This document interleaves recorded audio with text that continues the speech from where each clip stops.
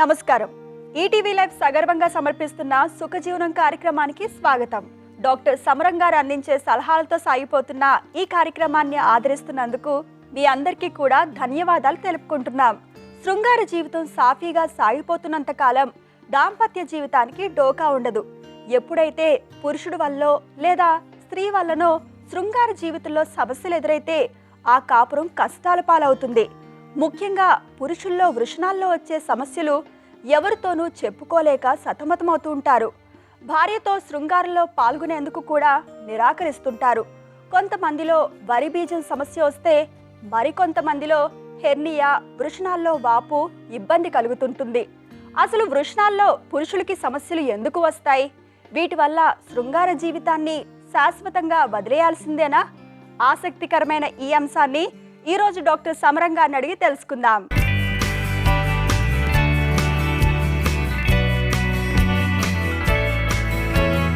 Doctor గారు, వరి బీజం ఎందుకు వస్తుంది? ఎందుకు వస్తున్న స్పష్టమైన కారణం తెలియదు, కానీ కొన్ని కేసుల్లో మాత్రం ఇన్ఫెక్షన్స్ కారణం, ఇన్ఫ్లమేషన్ కారణం, ట్రామా కారణం, అవి కారణం అవుతాయి. ఇప్పుడు కొంతమందికి దెబ్బ తగులుతుంది, ఏదో క్రికెట్ ఆడుతున్నారు, క్రికెట్ మీద తగిలింది, వాచిపోతుంది, నిప్పు చేస్తుంది, తర్వాత అక్కడ నీరు చేరుతుంది, ఇంకా అది ఉరి బీజంగా తయారవుతుంది. అలాగే పడతారు, అక్కడే దెబ్బ తగులుతుంది, అక్కడ ఉరి బీజం తయారవుతుంది. అలా కొంత ఫైలీరియా, బోధ వ్యాధి అంటాం కదా, కాళ్ళకి నీరు వచ్చినట్లుగా ఆరంగానే ఈ ఫైలీరియా దోమ కొట్టడం వల్ల బీజాలు వాస్తాయి. ఆ వాయడం వల్ల అప్పుడు కూడా నీరు చేరుతుంది. ఎక్కువ మందికి మనం చూసే దీంట్లో ఎక్కువ మంది ఫైలీరియా వల్ల వచ్చేటి ఎక్కువ. అందుకని దాంట్లో కైలు ఇవన్నీ కూడా ఉంటాయి కొంతమందికి. అలాగే దెబ్బతనం కావచ్చు, ఇన్ఫెక్షన్ కావచ్చు, ఇన్ఫ్లమేషన్ వల్ల కావచ్చు, కొంతమందికి క్యాన్సర్ వల్ల కూడా అవుతుంది, మెలిగెన్సీ రావడానికి టెస్టిస్కి మెలిగెన్సీలు వస్తుంది. అలాగే కానీ చాలా కేసుల్లో మాత్రం స్పష్టమైన కారణం ఏమీ లేకుండా నీరు చేరుతుంది. అది హైడ్రోసీల్ అంటాం మామూలుగా. ఇవన్నీ నీరు ఏది అయినా హైడ్రోసీల్, హైడ్రో అంటే నీరు, హైడ్రోసీల్ అంటే ఒక సంచిలాగా ఉంటే నీరు చేయడం. దానివల్ల మనం సాధారణంగా ఏదైతే కొద్దిపాటిగా ఓ 10 ml అలా 50 ml అంటే పెద్ద పట్టించుకో పని లేదు. అది కొంతమంది పెరగకుండా అయిపోద్ది, కొంత ఆటోమేటిక్గా డిజాల్వ్ కూడా అయిపోద్ది, కొంతమంది ఆ నీరు లేకుండా కూడా పోతుంది. కానీ కొంతమంది అలా పెరుగుతుంది, కొద్దిగా పెద్దదే అవుతుంది, మోడరేట్ సైజ్ మొత్తం అప్పుడు ఆపరేషన్ లేదా ఉన్న కొద్దిగా పెరుగుతూ ఉంటుంది. పెరిగి ఏంటి అయిపోతుందంటే టెస్టిస్ నొక్కేయబడుతుంది, లోపల ప్రెషర్స్ ఉంటుంది, ప్రెషర్స్ ఉంటుంది, టెస్టిస్ ఫంక్షన్ కూడా దెబ్బతింటుంది. కొంతమందికి దాంట్లో చీము చేరవచ్చు, రక్తం చేరవచ్చు. అంచేత హైడ్రోసీల్ ఉన్నప్పుడు మాత్రం మరీ చిన్నదిగా ఉంటే, కొద్దిపాటి వాపు కొద్దిగా ఉంటే మాత్రం నిమ్మకాయ అంత ఉంటే వదిలేయచ్చు. అది దెబ్బకాయ అంటే మాత్రం తప్పకుండా చేయాలి. దెబ్బకాయలాగా అవని ఒక చేస్తే ఎట్లా అని తప్పదు, ఎప్పటికైనా చేసి తీరాల్సింది. కొంతమంది తాటికాయ అంత వేసుకుంటారు, ఎంత ఉంటుంది. ఇంకోళ్ళకి టెస్టిస్ తీసి ఎండిపోయి ఉంటుంది, ఎట్రఫీ. కొంచెం రెండు పక్కల ఉంటుంది, తాటిగా ఉంటుంది, ఉంటే ఏంటి టెస్టిస్ ఎండిపోతాయి, వాళ్ళ సెక్స్ డౌన్ అయిపోతుంది. ఎందుకంటే టెస్టోస్టెరాన్ హార్మోన్ ఉత్పత్తి కావాల్సిన అక్కడి నుంచే. అంచేత హైడ్రోసిల్ బాధ లేకపోయినా సరే కొద్ది పెరిగితే మాత్రం ఆపరేషన్ చేయించుకోవాలి. అసలు ఒక ప్రిన్సిపల్ గుర్తుంచుకోవాలి, శరీరంలో ఏ గడ్డ అయినా, ఏ నీటి కంతి అయినా, దానివల్ల ఏ బాధ లేకపోయినప్పటికీ దాన్ని ఆపరేషన్ చేయించుకోవాలి. అంటే శరీరంలో నార్మల్గా కాకుండా తేడాగా ఉంటే మాత్రం మనకు బాధ, మాకు హైడ్రోసిల్ చాలా అంటారు, మాకు ఏ బాధ లేదు కండి అని చేత బూరుకున్నామండి అంటారు. వాళ్ళు అలా పెంచుకుంటూ వెళ్ళిపోతుంటారు. అది ఎదగడానికి అవకాశం లేని ఇదిగా ఆ నీరు ఎగదట్టి పైకి పొత్తిగా దొరికి నీరు పైకి ఇంగిన దాంట్లో కూడా నీరు వెళ్ళిపోతుంది. అంతవరకు సంచి అంతవరకు ఇది అయిపోతుంది. బాధ లేదు కండి అంటారు, బాధ ఉండదు, ఎందుకంటే అక్కడ ఇన్ఫెక్షన్ లేదు కనుక. కానీ ఎప్పుడైతే తగిలితే ఇంకా ప్రమాదం.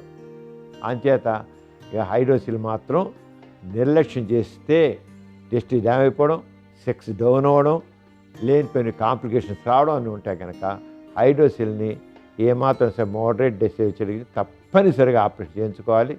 చేయించుకోకపోతే కాంప్లికేషన్ అవడం, సెక్స్ కూడా డౌన్ అవ్వడానికి అవకాశం. డాక్టర్ గారు, హెర్నియా లేదా వరి బీజం రెండు ఒకటేనా? హెర్నియా, వరి బీజం రెండు ఒకటి కాదండి. హెర్నియా అంటే కడుపులో ఉన్న పేగులు బీజకోశాలకు రావడాన్ని హెర్నియా అంటాం. అంటే అన్ని చోట్ల హెర్నియా, బీజకోశంలో కాదు, ఒక కడుపులోంచి ఒక చోట ఇంకో చోట ఒక కంతలోంచి బయటికి వెళ్ళడానికి హెర్నియా అంటాం. కడుపు లోపల ఉన్న పేగు అక్కడ అంబలికస్ దగ్గర చిన్న కన్నం చేసుకొచ్చి అంబలికస్ బుడ్డు, ఆ బుడ్డు దగ్గర బుడ్డు, దాన్ని అంబలికల్ హెర్నియా అంటాం. అలాగే ఇంగ్వేనల్ హెర్నియా అంటాం. ఇంగ్వేనల్ కడుపులో పేగు అక్కడ ఇంటర్నల్ ఇంగ్వేనల్ రింగ్ చిన్నది ఉంటుంది. ఆ చిన్న కన్నం నుంచి అది పెద్ద చేసి వెడప్ చేసుకుని దాంట్లో నిదానంగా బీజకోశం దిగుతుంది. దాన్ని ఇంగ్వేనస్ కోటల్ హెర్నియా అంటాం. అలా hiatus hernia, abdominal hernia, incisional hernia అంటాం. ఉండవలసిన చోట ఉండకుండా ఇంకో దానికి దూరడానికి హెర్నియా అనుకోమండి. కడుపులోనే ఉండాల్సింది పోయి ఆ పెరిటోనియం దగ్గర కన్నం చేసుకుంటూ అది పెద్ద చేసుకుంటూ లోపల కన్నం చేసి బయట రావడానికి హెర్నియా అంటాం. ఈ రంగా inguinal hernia, abdominal hernia, incisional hernia, hiatus hernia ఇలా అన్నీ ఉన్నాయి.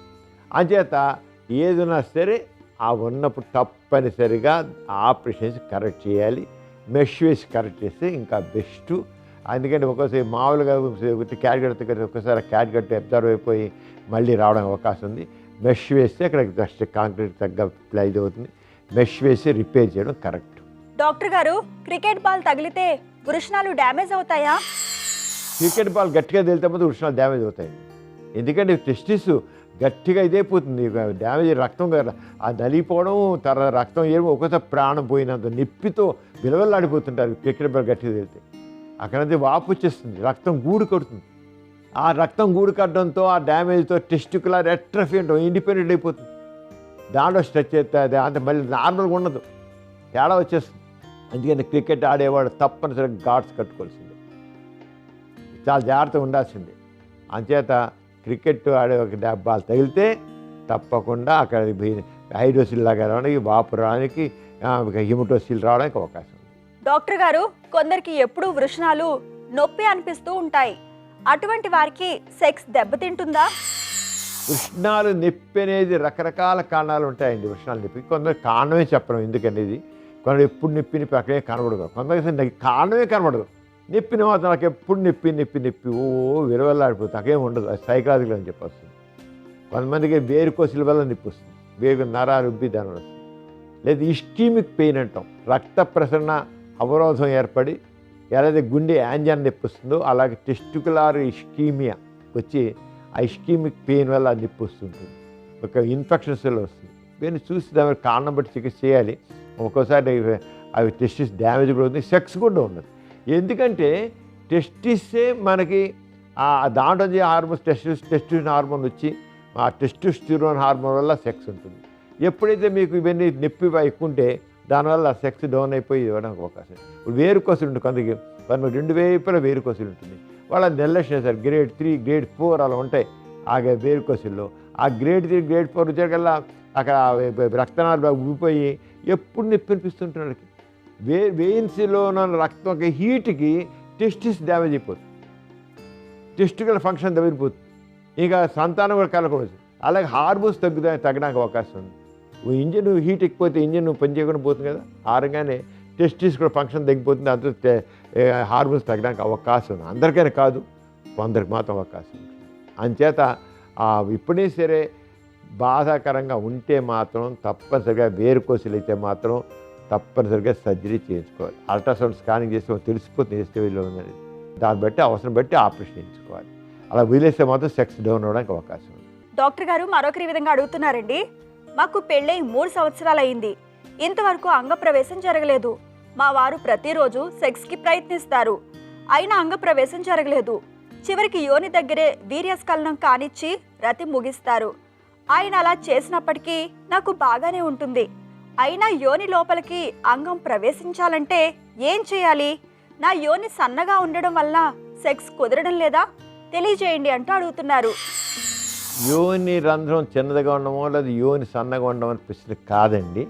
ఇక్కడ ఇద్దరిలోనూ ఫాల్ట్ ఉండొచ్చు, ఇద్దరిలోనూ చాలా సైకిల్. అది మగవాళ్ళల్లో వాళ్ళకి సెల్ఫ్ కాన్ఫిడెన్స్ ఉండదు, కొందరికి సెక్స్ నేను చేయగలను అన్న confidence, lack of self confidence, అంతపైగా డిఫీటెడ్ మెంటాలిటీ, నేను చేయలేను అనుకుంటాను. దానివల్ల అంగం అయితే సంభిస్తుంది, కానీ సరిగ్గా విజయనాలో పెనట్రేట్ చేసే టైంకి, అంటే యోనిలోకి అంగప్రవేశం చేసే టైంకి ఐ కాంట్, నేను చేయలేను అనుకుంటాడు. అనుకుంటాడంతే. ఎందుకు అనుకుంటే అర్థం ఉండదు అంతే. ఐ కాంట్, ఐ కెన్ అనుకున్నాడా, ఈ కెన్ డూ, నాకు కుదరదు, నా చేత కాదు. ఒక రకమైనది ఒక చేయలేను అన్న చవట ఫీలింగ్ వాళ్ళలో ఉంటుంది. దాంతో మగవాళ్ళు అయిపోతారు. ఎందుకని అంతే. మనిషి చూడడం చాలా బాగుంటారు, కబుర్లు చాలా బాగా చెబుతారు అని చెప్తారు. అక్కడ వచ్చే మాత్రం అంతే. సెల్ఫ్ కాన్ఫిడెన్స్ లేక, ఆత్మవిశ్వాసం లేక. అలాగే లేడీస్లో బాగా చెప్తారు, సెక్స్ కావాలంటే కోరిక ఉంటుంది. సరిగ్గా టైంకి అమ్మబోయి ఎప్పుడు తినుకుంటారు, బేగపట్టేస్తారు. బదిలిస్మిస్ అంటాం, బేగపట్టేస్తారు. బేగపట్టేస్తే ఇంకేమిడుతుంది, వెళ్ళదు. అంటే ఒక్కసారి ఇద్దరిలోనే ఉంటుంది ఫాల్ట్.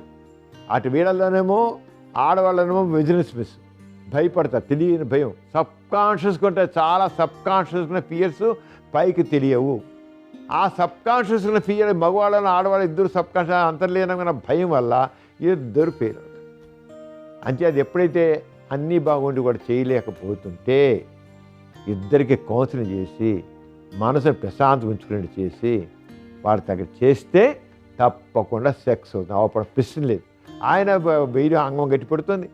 నీ రంధ్రం ద్వారా వాడు వీర్యం కాసుని ఊరుకుంటాడంటే ఈవిడ కాస్త తృప్తి ఉందంట. ఇంకా అసలు సుఖం ఎక్కడ తెలుస్తున్నాడికి, అక్కడ క్లైటోస్ స్టిమ్యులేషన్ అయ్యి ఆ కాస్త ఆ యూరిన్ పురుషాంగం ఇటు ఆడిస్తుంటే క్లైటోస్ స్టిమ్యులేట్ అయ్యి దానివల్ల మీకు సుఖం ఉందనిపిస్తుంది అంతే. That not complete pressure. పరిపూర్ణమైన సుఖం వాడు పొందడం లేదు. ఇద్దరికి కౌన్సిలింగ్ చేసి కావాలంటే వాడికి ముందు నిప్పుకోంటే ఏమైనా మామూలుగా అయితే వ్యాధి లేను లేదా కొబ్బరి నూనె రాసుకునేవి ఆ యోని రంధ్రాన్ని డెవలప్ చేసి దానిలో పెనట్రేట్ చేసి కూర్చొని అయితే లిగ్నోకెంజల్ జైలోకెంజల్ లాంటివి రాసి నొప్పి లేకుండా రాసి చేయొచ్చు. సరైనటువంటి ట్రైనింగ్ కావాలండి వీళ్ళకి. వాళ్ళ గురించి వాళ్ళకి చెప్పరు, డాక్టర్కి వెళ్ళరు, చూపించుకోరు, చెప్పరు. సంవత్సరాలు గడిపేస్తుంటారు ఇద్దరు గడిపేస్తారు. ఏదో మనకు కుదరట్లా, మన అదృష్టం, మన దురదృష్టం అంతే. దురదృష్టం అనుకోవడం, సరిపెట్టుకోవడం. అలా కాదు. ఎప్పుడైనా ఎవరైనా చేయలేకపోతే వెంటనే డాక్టర్కి ఇద్దరు వెళ్ళాలి. లేకపోతే ఏమవుతారు, కొంతమంది అంటే అటు ఆడవాళ్ళనేమో మగవడం లేదా మగవాడిని ఆడదో బ్లేమ్ చేయడం పెడతారు. చివరికి బ్లేమ్ చేస్తారు, చవట అంటారు, దద్దం అంటారు, లేదా ఫిజిడిటీ ఉంది అని ఆడవాళ్ళని అంటారు. చాలా చిన్న విషయాలు ఇవి, చాలా చిన్న విషయాలు. చిన్న విషయాల్ని గోటితో పోయిన గొడ్డలాగా తీసుకెళ్ళినట్లుగా పెంచుకుంటారు. కౌన్సిలింగ్ ఇది వెరీ ఇంపార్టెంట్ అండి. సెక్స్ కౌన్సిలింగ్ మనం చెప్పాను ఆల్మోస్ట్ అంత. Sex counselling, sex education and sex counselling is very very important. ETV లైఫ్లో మనం స్పష్టంగా చెబుతున్నాం, ఆ నాలెడ్జ్ ఇస్తున్నాం. కౌన్సిలింగ్ విషయాలు, ఆ కౌన్సిలింగ్ విషయం చెబుతున్నాం. అలా చేస్తే ముఖ్యంగా పెళ్ళైన వాళ్ళు, కొత్తగా పెళ్ళైన వాళ్ళు సెక్స్లో పాల్గొనలేకపోతే అసలు వాళ్ళకి ఎంతవరకు దానికి తెలుసు, అవగాహన ఎంత ఉందో సెక్స్ గురించి, దాంపత్య సంబంధాల గురించి అవగాహన ఎంత ఉందని తెలుసుకోవాల్సిన అవసరం ఉంది. వాళ్ళకి ఎంతవరకు తెలుసు, ఎంత మేరకు తెలుసు, ఏమి తెలుసు, ఎంత ఇంక తెలుసుకోవాలి, ఏం తెలుసుకోవాలి, అన్న భయాలేంటి, అపోహలేంటి, అనుమానాలేంటి, ఇవన్నీ కూడా తెలుసు చేయాలి. అంటే తప్పనిసరిగా ఎవరికైనా ప్రాబ్లం ఉంటే దాన్ని పెంచుకోవద్దు. వెంటనే డాక్టర్కి వెళ్ళండి, చూపించుకోండి, ఎడ్యుకేట్ అవ్వండి, సెక్స్ గురించి ఎడ్యుకేట్ అవ్వండి, కౌన్సిలింగ్ పొందండి. మీరు చక్కగా మీ దాంపత్య జీవితం బాగుంటుంది. డాక్టర్ గారు మరొకరి విధంగా అడుగుతున్నారండి, మందుల ద్వారా పురుషాంగం పరిమాణం పెంచడం సాధ్యమేనా అంటూ అడుగుతున్నారు. మందుల ద్వారా పురుషాంగ పరిమాణం పెరగదు. ఎవరైనా పెంచుతామని చెబితే అబద్ధం, మోసం, దగ. అది పుట్టుకతోనే డిసైడ్ అయిపోతుంది. పురుషాంగం పరిమాణం నార్మల్గా 2 ఇంచెస్ నుంచి 4 ఇంచెస్ మధ్య ఉంటుంది. అందరు మనుషులు ఒకటే ఎత్తు, ఒకటే బరువు ఉన్నట్లుగా అందరికీ ఒకటే పరిమాణం మాత్రం ఉండదు. 2 అంగుళాల నుంచి 4 అంగుళాల మధ్య రేంజ్లో ఉంటుంది. చాలు. 4 అంగుళాలు ఉన్న పురుషాంగం ఎంత ఎఫెక్ట్గా పనిచేస్తుందో 2 అంగుళాల పురుషాంగం కూడా అంత ఎఫెక్టివ్గానే సెక్స్లో పనిచేస్తుంది. అంచేత పురుషాంగ పరిమాణం పెంచుతాము, ఈ మందులు వాడండి, ఆ లేహాలు వేసుకోండి, ఇవన్నీ చెప్పేది అబద్ధాలేండి. అబద్ధాలండి, అవన్నీ నిజాలు కాదు. అసలు అవసరం లేదు. మీకు సెక్స్ పరంగా కోరిక సరిగ్గా ఉందా లేదా, సెక్స్ పరంగా కోరిక కలిగిన అంగం స్తంభిస్తుందా లేదా, హస్తమయం చేస్తున్నారా లేదా, అదే ముఖ్యం. అంగం గట్టిపడుతుంది, హస్తమయం చేస్తున్నారు, ఓకే, ఎవ్రీథింగ్ ఓకే. మనసు ప్రశాంతం పెట్టుకోండి, యూ కెన్ డూ. అంతే. పరిమాణం, పురుషాంగ పరిమాణం ఆలోచించండి. డాక్టర్ గారు మరొకరి ఈ విధంగా అడుగుతున్నారండి, నో స్కాల్పెల్ వేసెక్టమీ అంటే ఏంటి, దీనివల్ల ప్రత్యేక ప్రయోజనాలు ఉంటాయా అంటూ అడుగుతున్నారు. నో స్కాల్పెల్ వ్యాసెక్టమీ అంటే ఇంకేం కాదండి. మామూలుగా మనం వ్యాసెక్టమీ అంటే పురుషులకు చేసే కుటుంబ నియంత్రణ ఆపరేషన్. అది ఆపరేషన్ చేయాలంటే ఏం చేస్తామంటే సాధారణంగా మనకి 2 sides, right side testis, left side testis, దాంట్లో నుంచి వాస్ డిఫరెన్స్ అంటే గొట్టం, వీర్యకణాలు తీసుకెళ్ళేంటి గొట్టం ఉంటుంది, వీర్యవాహిక అంటాం. ఆ వీర్యవాహికి మామూలుగా ఏం చేస్తామంటే 1 సెంటీమీటర్ అంత ఇన్సెషన్ ఇచ్చి దాంట్లో తీసుకుని ఆ ట్యూబ్ని వాస్ డిఫరెన్స్ అని బయట తీసి అది కట్ చేసి మళ్ళీ ఆఫ్ చేసేస్తాం. అంతే, చాలా సింపుల్. ఆ సెంటీమీటర్ అంతా కూడా కన్నం పెట్టకుండా స్కాల్ప్ అంటే కత్తి, ఆ కత్తి ఘాటు కూడా లేకుండా ఆ వాసని పైకి తీసుకొచ్చి సరిగ్గా చర్మం కింద తీసుకొచ్చి అక్కడ జస్ట్ పట్టుకుని అక్కడ చిన్న ఆర్టిఫోసిస్తోనే, పాయింటెడ్ ఆర్టిఫోసిస్తోనే దాన్ని ఇలా ఎరల్ చేసేసి కొద్దిగా దాని ద్వారానే కొంత ఆర్టిఫోసిల్ ఆడబెట్టి దాన్ని కట్ చేసి నొక్కేసేసి వెళ్ళేయడం. దాన్ని జస్ట్ ఒక ఎంత పైన దారం అంత కన్నంలోంచి దాన్ని తీయడం చేసి వెళ్ళడం అయిపోతుంది. కత్తి పెట్టలు అసలు కత్తి ప్రయోజనం అవసరం లేదు. ఒక పాయింటెడ్ ఆర్టరీ ఫోర్సెప్స్ని లోపల పెట్టి తీసివేసేస్తాం. అది నో స్కాల్పల్ సర్జరీ. స్కాల్పల్ చేయాలి, అక్కడ ఆర్టరీ ఫోర్సెప్స్తోనే చేయడం అయింది. అంతే, ఏం డ్యామేజ్ ఉండదు, మళ్ళీ అయిపోయింది, దట్స్ ఆల్. అంతే సర్జరీ. నో స్కాల్పల్ అంటే కత్తి లేకుండా సర్జరీ, కత్తి ఘాటు లేకుండా సర్జరీ. అది చేసి సింపుల్. ఏమంటే చాలా అడ్వాన్స్ అయిపోయింది, చాలా తగ్గ అందరూ చేసేస్తున్నారు. అది చాలా సింపుల్, ఏ రకమైన కాంప్లికేషన్ ఉండవు. అంచేత టెక్నిక్స్ చాలా కొత్తగా సర్జరీ అన్నింటిలో మెడికల్ సైన్స్ ట్రెమెండస్గా డెవలప్ అయింది, అడ్వాన్స్. ఇంకా అవుతుంది, చాలా అవుతుంది, ఇంకా అవ్వాలి, ఇంకా చాలా అవ్వాల్సి ఉంది. కానీ అయినంత మాత్రం మోడర్న్ మెడిసిన్ ఎక్సలెంట్ అడ్వాన్స్మెంట్ అన్ని రంగాల్లోనూ. అది ఏ రంగం తీసుకున్నా సర్జరీ, మెడికల్ ఫీల్డ్ సంబంధించి ఏదైనా తీసుకోండి, అన్నింటిలో చేద్దాం. ఇది కూడా నో స్కాల్పల్ సర్జరీ కూడా అలాంటిది. డాక్టర్ గారు మరొకరి విధంగా అడుగుతున్నారండి. హెచ్ఐవిని 3 నెలల్లో పూర్తిగా తగ్గిస్తామని కొందరు ప్రకటనలు చేస్తుంటారు, నిజంగానే తగ్గుతుందంటారా అంటూ అడుగుతున్నారు. అది ఒట్టి హంబక్ ప్రకటన. నిజంగా హెచ్ఐవి అయితే మాత్రం లైఫ్ లాంగ్ మందులు వాడాల్సింది. ఇంకా క్రిమి లోపల చోటు చేసుకుంటుంది. అది లింఫాటిక్ టిష్యూలోనో, బ్రెయిన్ టిష్యూలోనో, లంగ్స్లోనో, ఇంకెక్కడో ఒక లివర్లోనో ఎక్కడో చోట అది ఉండిపోతుంది, అది పోదు. మనం మందులు వాడుతుంటే అది పడి ఉంటుందండి. అదే రకంగా ఎఫెక్ట్ చూపించకూడదు. మందులు వాడము పెరుగుతుంది, శరీరాంతా పావుతుంది. హెచ్ఐవికి 3 నెలల్లో తగ్గిస్తామని చెప్పేది ఒట్టి మోసపు ప్రకటన. జనాల యొక్క ఇగ్నోరెన్స్ని క్యాష్ చేసుకుని జనాల ప్రాణాలతో ఆడుకునే దుర్మార్గులు ఉన్నారు. మరి హెచ్ఐవి మందు వాడాలి, సరిగ్గా వాడాలి, ముందర చెప్పాలి. తెలియక 3 నెలలు తగ్గించేస్తా అన్నారని పరిగెట్టుకు వెళ్ళిపోయి అక్కడ వాళ్ళు మందులు వాడుకుంటుంటారు. ఇవన్నీ ఒట్టుటి మాటలు, అలా చేయొద్దు, కరెక్ట్గా దయచేసి చేయించుకోవాలి. డాక్టర్ గారు మరొకరి విధంగా అడుగుతున్నారండి. నాకు కాన్పు అయ్యి 4 నెలలయ్యింది. రతిలో పాల్గొన్నప్పుడు మా వారు నా చనుమొనల్ని నోట్లో పెట్టుకుని చప్పరిస్తారు. ఆ సమయంలో నా రొమ్ములోని పాలు వారి నోట్లోకి వెళ్తున్నాయి. బిడ్డ నోట్లోకి వెళ్ళవలసిన పాలు భర్త నోట్లోకి వెళితే పాలు ఎండిపోతాయని నా స్నేహితురాలు అంది. నిజమేనా? మా వారిని అలా చేయవద్దని చెప్పినా వినిపించుకోవడం లేదు. నేనేం చేయాలి అంటూ అడుగుతున్నారు. బాలింత్రాల రొమ్ములో పాలు భర్త నోట్లోకి వెళితే ఏమీ అవ్వదు, రొమ్ము ఏం ఎండిపోదు. ఏమది సాధారణంగా పాలు రావు నోట్లోకి, సాధారణంగా రావు, వస్తాయి కొన్ని సందర్భాలు. బిడ్డ తాగితేనే ఆ రిఫ్లెక్స్, బిడ్డ తాగి ఆ బిడ్డ పెదవులు ఆ రిఫ్లెక్స్ యాక్షన్తోనే అప్పుడే పాలు రిలీజ్ అవుతాయి. భర్త చేసినప్పుడు ఆ రిఫ్లెక్స్ యాక్షన్ రాదు. బిడ్డ పెదవుల యొక్క రిఫ్లెక్షన్ వేరు, భర్త పెదవుల యొక్క రిఫ్లెక్షన్ వేరు. బిడ్డ పెదవుల వాత్సల్యం, అక్కడ పాలు. భర్త పెదవుల్లో ఉండే శృంగారం, అక్కడ పాలు రావు, అవన్నీ ఆగిపోతాయి. అదే రిఫ్లెక్స్ యాక్షన్ అంటాం. ఆ రిఫ్లెక్స్ యాక్షన్ వల్ల ఒకవేళ వచ్చినా వస్తాయి, కొంతమందికి వస్తాయి.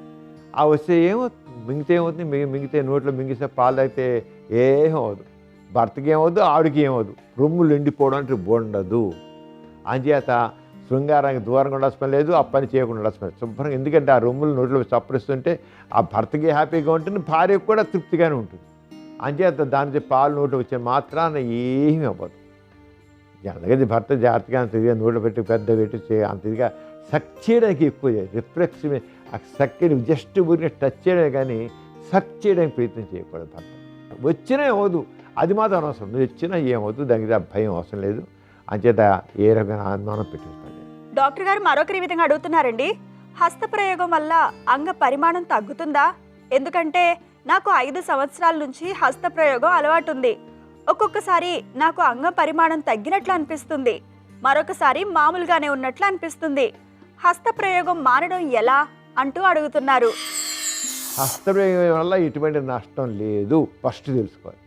హస్తప్రయోగం చేయడం అంగ పరిమాణం తగ్గదు, అంగం సైజులో ఏ మాత్రం మార్పు రాదు, నరాలు దెబ్బతినవు, కండాలు క్షీణించవు, నా శక్తి బలహీనత రాదు, ఏ రకం కూడా నష్టం లేదు. అంతే దాని మీద ఆలోచన అవసరం. హస్తప్రయోగం చేయండి ఎంతకాలం, అంతే రోజు ఎన్నిసార్లు నా చేయండి, ఏముంది. That natural phenomena, natural instinct. ఆకలి అన్నం తినడం ఎంత సహజము, దాహం వేసే నీళ్లు తాగిన సహజము, సెక్స్ పరమైన కోరిక కలిగిన హస్తప్రయోగం అంతే సహజం. ఆకలి అన్నం తింటే ఎలా నష్టం చేయదో, దాహం ఇస్తే మంచిలు తాగితే ఎలా నష్టం లేదో, అలాగే సెక్స్ పరమైన కోరికను హస్తప్రయోగం చేస్తే అలాగే నష్టం లేదు. అంతే దాని గురించి ఆలోచించొద్దు, దాని గురించి ఏ రకమైన భయం అవసరం లేదు. చూసారు కదండి ఇవాల్టి సుఖజీవనం కార్యక్రమం. మీకు కూడా లైంగిక సమస్యలు కానీ సంతానలేమి సమస్యలు ఏమైనా ఉంటే మీ సమస్యలను వాట్సాప్ ద్వారా పంపచ్చు. 8008532087 అనే నెంబర్కి వాట్సాప్ చేయండి. మీ సమస్యలను మాకు ఈమెయిల్ చేయండి. మా ఈమెయిల్ ఐడి bms@etv.co.in. అలాగే మీ సమస్యలను మాకు ఉత్తరాల ద్వారా కూడా పంపచ్చు. మా చిరునామా సుఖజీవనం, ETV life, Ramoji film city, Hyderabad 501512. ఇది ఇవాల్టి సుఖజీవనం కార్యక్రమం. మరొక చక్కని అంశంతో మళ్ళీ కలుసుకుందాం. అంతవరకు సెలవు, నమస్తే.